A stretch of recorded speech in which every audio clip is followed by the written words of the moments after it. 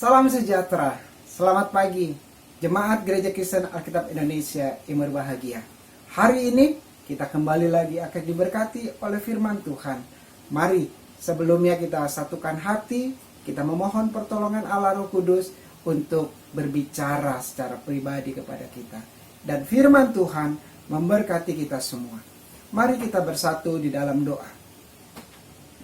Selamat pagi Bapa di dalam sorga. Hati kami bersyukur, berbahagia. Engkau kembali lagi menghimpunkan kami anak-anak-Mu.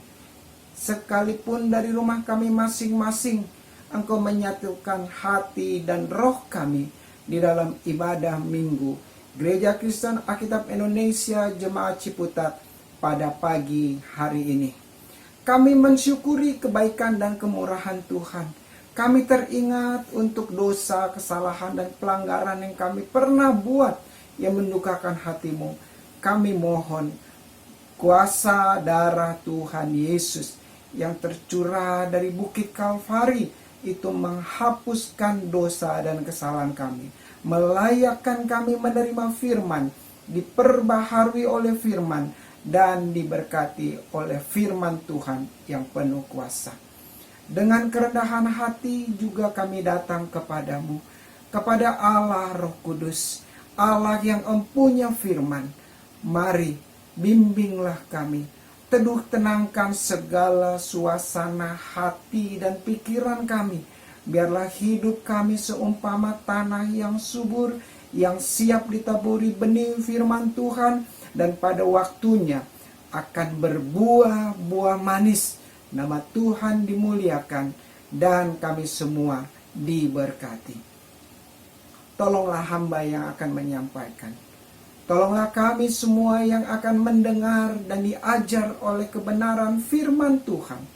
Dari awal hingga selesainya penyampaian firman, biar kehendak Tuhan saja yang berkarya di dalam hidup kami. Di dalam nama Tuhan Yesus kami berdoa dan memohon. Haleluya. Amin. Saudara yang dikasihi Tuhan, saya bersyukur kesempatan sekarang ini saya dipercaya untuk bekerja di salah satu lembaga perbankan Indonesia. Dan menjadi satu kesempatan yang luar biasa kalau saya bisa hadir di dalam satu seminar di mana Gubernur Bank Indonesia menjadi pembicara, menjadi narasumber yang memberikan ajaran, memberikan arahan, memberikan motivasi yang baik kepada para bankers untuk dapat menyelenggarakan perbankan Indonesia dengan baik. Demikian juga di dalam kehidupan kita sebagai anak-anak Tuhan. Menjadi satu kesempatan yang mulia, kesempatan yang membahagiakan kalau kita bisa bertemu dengan Yesus Kristus kekasih jiwa kita. Dia Allah yang sudah menyelamatkan kita. Minggu lalu bersama-sama kita sudah memperingati dan merayakan Paskah, hari kemenangan Yesus atas kematian, atas dosa, atas kuasa iblis. Yesus pemenang dan juru selamat manusia. Dia menjadi juru selamat saya dan juga menjadi juru selamat bagi Bapak, Ibu, Saudara yang dikasihi oleh Tuhan.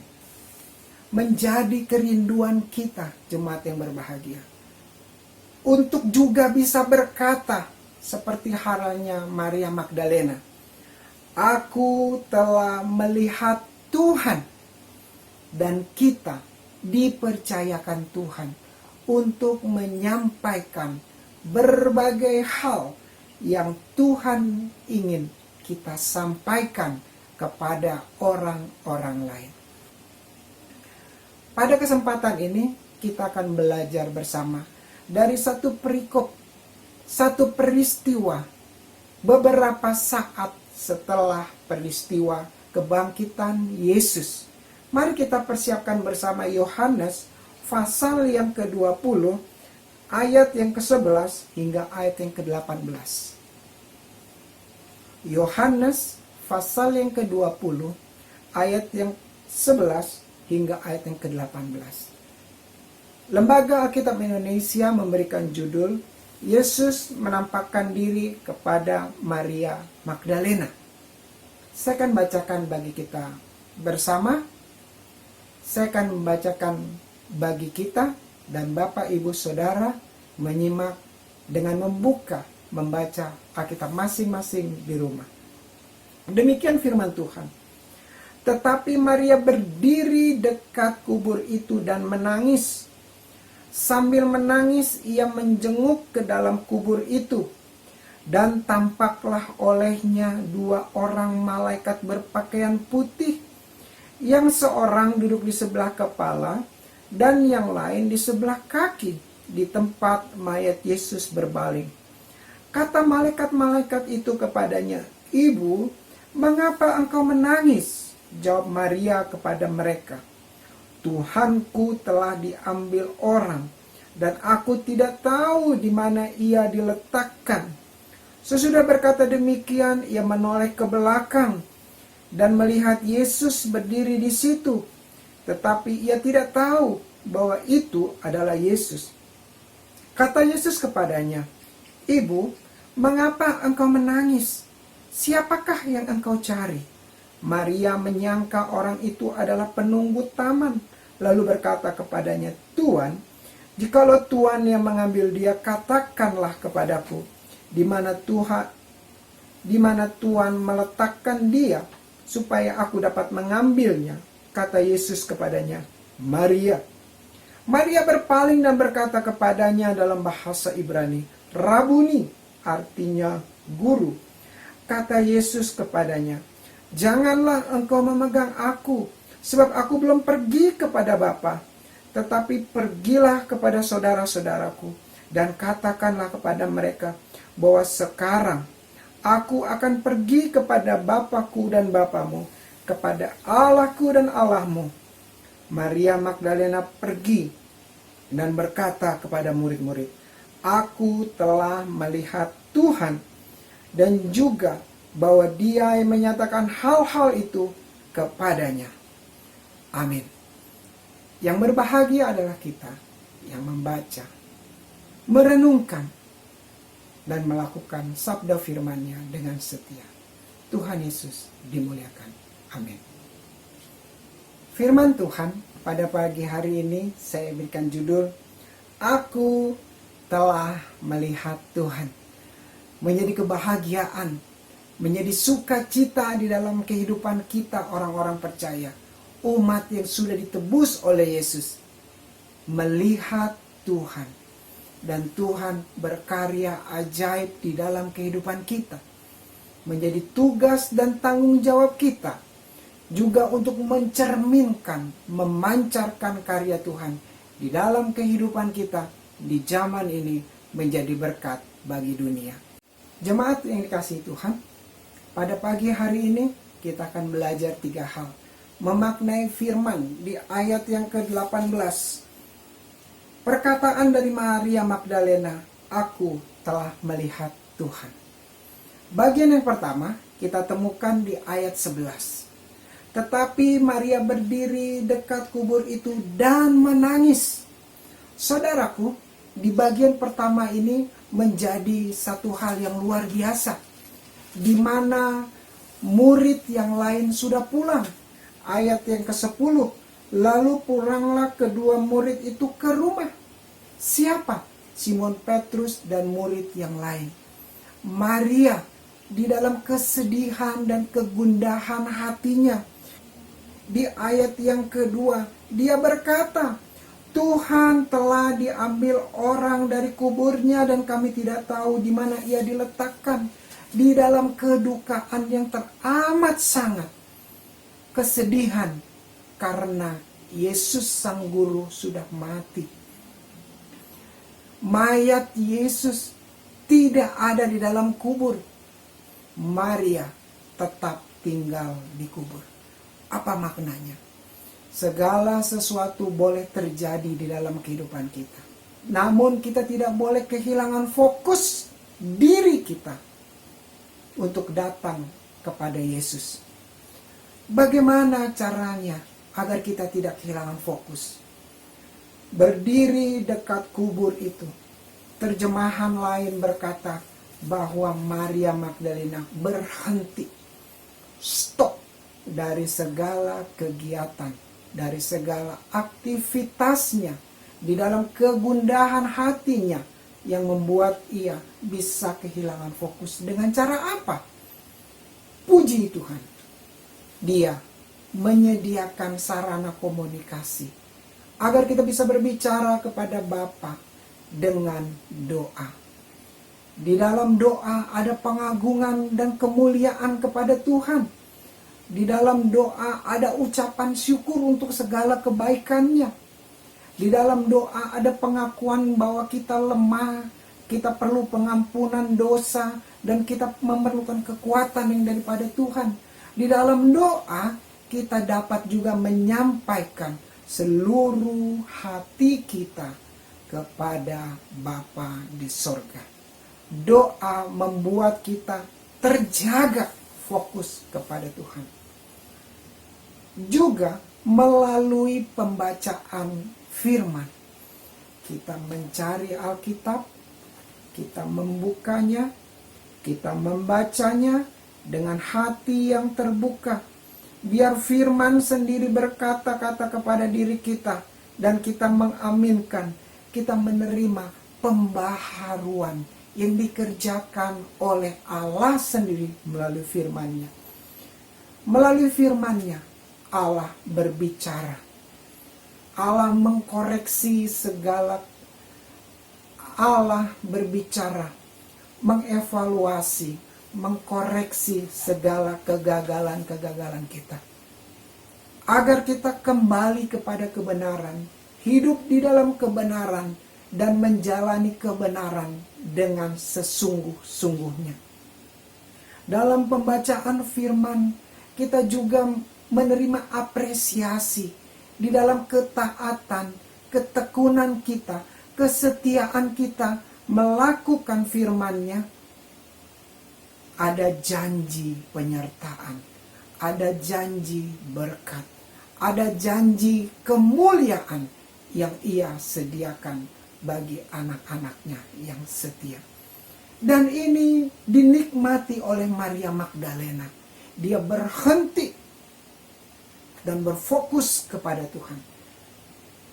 Kita pun bisa berhenti dari segala kegiatan-kegiatan kita. Segala sesuatu bisa terjadi, namun doa dan pembacaan firman merupakan kesempatan break untuk kita fokus kepada Tuhan. Yang kedua, ayat yang ke-11b. Sambil menangis, ia menjenguk ke dalam kubur itu. Terjemahan lain berkata bahwa Maria Magdalena menundukkan dirinya, merendahkan dirinya untuk bisa masuk ke lubang kubur Yesus. Saudara yang dikasihi Tuhan, agar kita bisa bertemu dengan Tuhan Yesus, kita perlu melepaskan kegagahan kita, keegoisan kita, kebisaan kita, kemampuan-kemampuan kita. Kita harus tanggalkan itu semua. Karena itu semua berasal dari Tuhan. Kita perlu datang kepada Dia dengan merendahkan diri, dengan menundukkan diri, dan mengakui bahwa kita bukan siapa-siapa tanpa Tuhan. Kita bukan apa-apa semata-mata karena Tuhan. Di sanalah kita bisa bertemu dengan Tuhan, saudara yang dikasihi Tuhan. Firman Tuhan di dalam Matius pasal yang ke-5 ayat ke-4, demikian firman Tuhan. Berbahagialah orang yang berduka cita, karena mereka akan dihibur. Ayat yang ke-6. Berbahagialah orang yang lapar dan haus akan kebenaran, karena mereka akan dipuaskan. Orang yang lapar, haus akan kebenaran, akan dengan kerendahan hati meminta-minta, memohon-mohon kepada Bapa Surgawi. Dan Bapa Surgawi akan memberikan apa yang menjadi kebutuhannya. Kerinduan kita untuk melihat Tuhan dengan cara merendahkan diri kita, datang kepada Dia.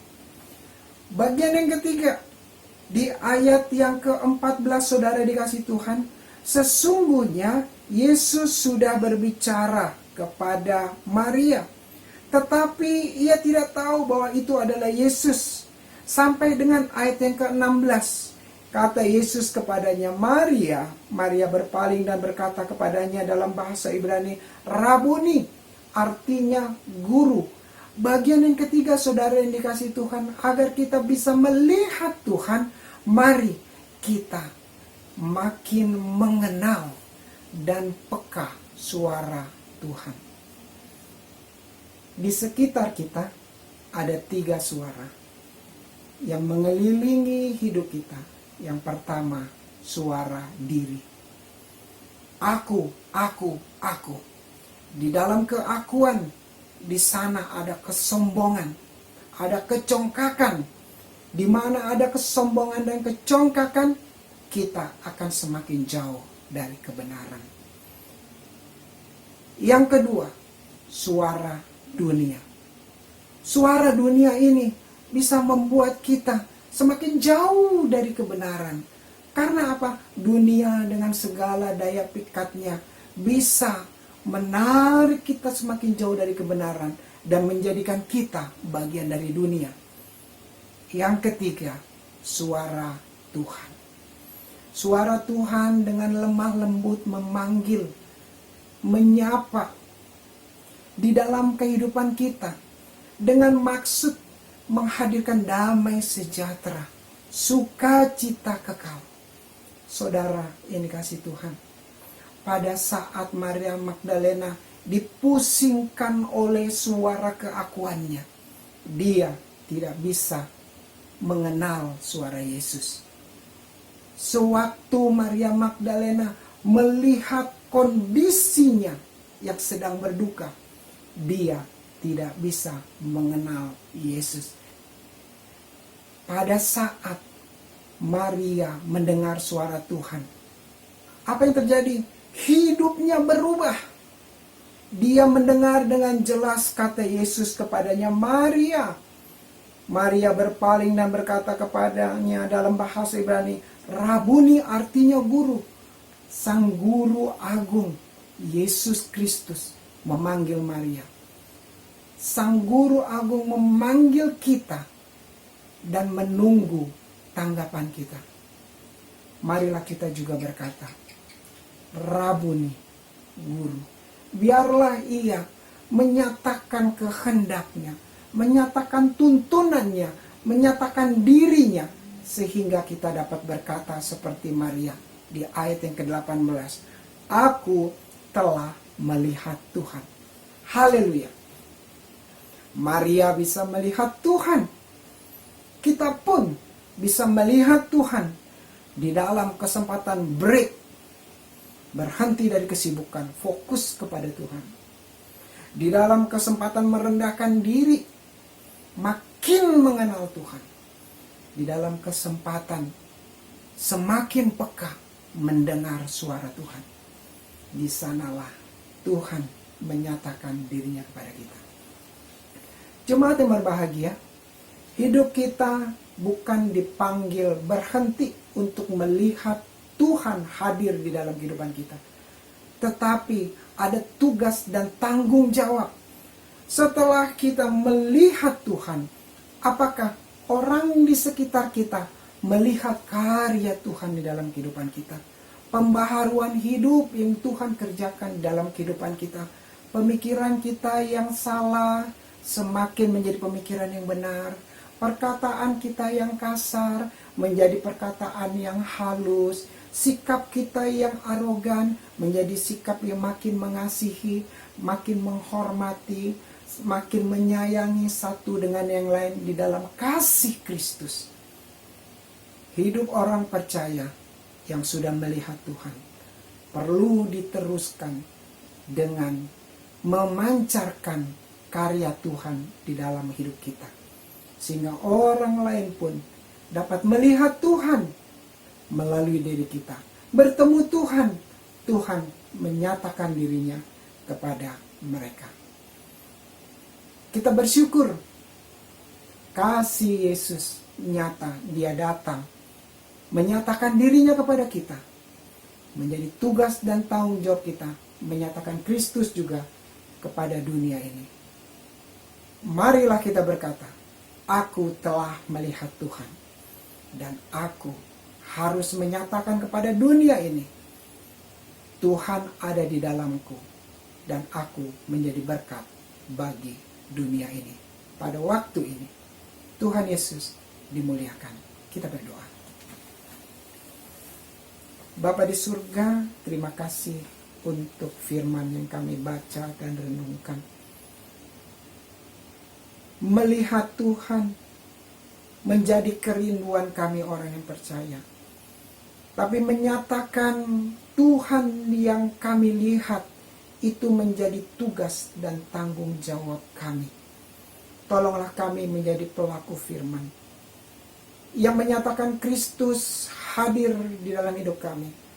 Kristus juga mau hadir dalam kehidupan orang-orang di sekitar kami. Berkatilah kami dengan firman-Mu. Bapa di surga, kami juga hendak menaikkan doa syafaat kami. Kami berdoa untuk bangsa dan negara kami. Tuhan, Engkau memberkati. Tindakan pemerintah terkait pandemi COVID-19 dan vaksinasi kepada warga negara Indonesia. Ya Tuhan, Engkau menolong setiap kebijakan kesehatan. Engkau juga menolong setiap upaya pengamanan bagi bangsa dan negara kami Indonesia. Engkau menolong kebijakan pemerintah yang menghadirkan kemakmuran bagi bangsa ini. Lindungilah dan berkatilah para pemimpin bangsa kami. Kami berdoa untuk penginjilan di seluruh Indonesia. Secara khusus melalui Gereja Kristen Alkitab Indonesia yang tersebar di seluruh pelosok tanah air. Kami berdoa untuk Majelis Umum GKAI. Tuhan, Engkau memberkati. Berdoa untuk Majelis Daerah GKAI DKI Jabar Banten. Engkau Tuhan juga memberkati. Kami berdoa bagi para pemimpin sinode gereja kami. Tuntunan Tuhan kuat di dalam setiap kebijakan, keputusan, pelayanan, pengembangan Injil bagi Indonesia. Kami berdoa secara khusus GKAI Jemaat Ciputat, hamba-hamba Tuhan yang melayani, Tuhan memberkati.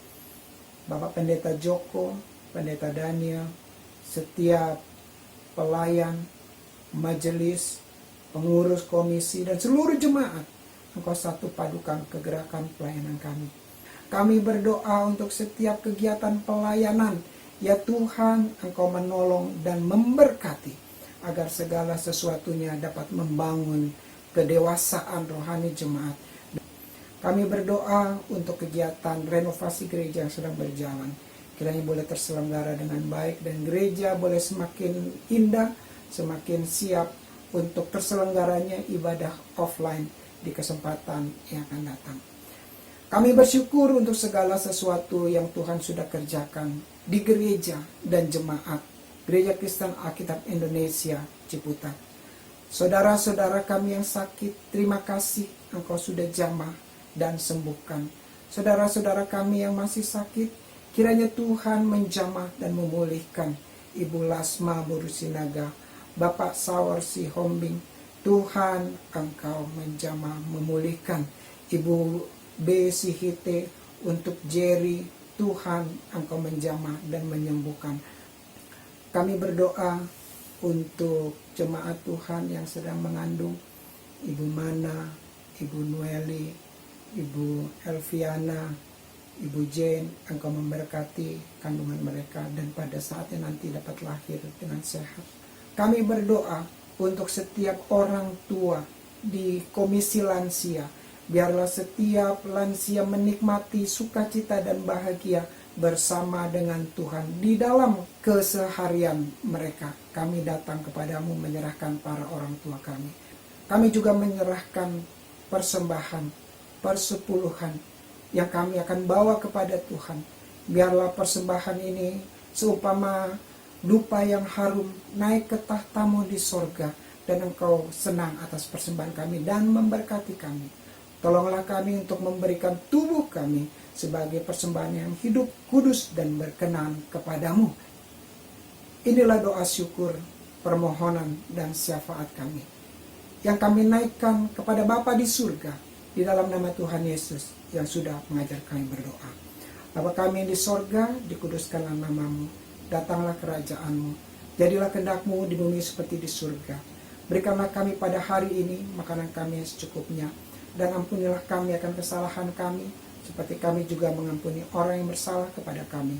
Dan janganlah membawa kami ke dalam pencobaan, tetapi lepaskanlah kami daripada yang jahat. Karena Engkau-lah yang punya kerajaan dan kuasa dan kemuliaan sampai selama-lamanya. Amin. Amin. Selamat hari Minggu. Tuhan Yesus memberkati.